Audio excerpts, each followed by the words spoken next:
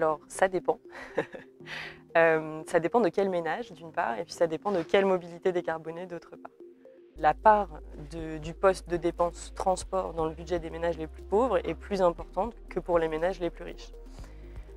Maintenant, quand on parle de mobilité décarbonée, si on parle par exemple de passer à un véhicule électrique, ça va forcément être un impact beaucoup plus fort que si on parle de prendre les transports en commun qui font aujourd'hui l'objet de politiques de subvention qui les rendent relativement peu chers au regard du budget des ménages. Donc en fonction des choix politiques qu'on fera et du type de mobilité décarbonée qu'on poussera, on aura des impacts qui seront différents.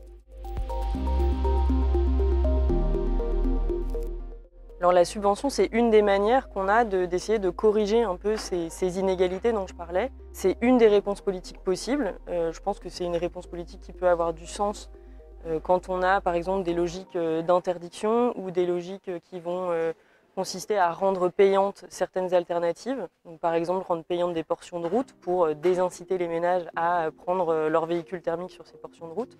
Dans ce cas-là, une subvention ou une réduction de la part payante pour des ménages les plus pauvres, ça peut être une bonne solution pour finalement corriger l'impact social négatif que pourraient avoir ces mesures. Plutôt oui, dans le sens où ça va permettre de réduire l'impact négatif pour ces ménages. En revanche, il faut que cette subvention soit bien calibrée, qu'elle vise les bonnes personnes, qu'elle soit du bon montant et qu'on pense quand même à concevoir une alternative décarbonée ou une manière d'aller vers une trajectoire décarbonée pour les ménages concernés, puisque l'idée, c'est pas de maintenir une partie des ménages dans une logique carbonée pendant que les autres, eux, se décarbonent, ce qui générerait là aussi une forme d'inéquité sociale puisqu'on maintiendrait ces ménages dans une forme de non-citoyenneté environnementale, ce qui n'est évidemment pas le but.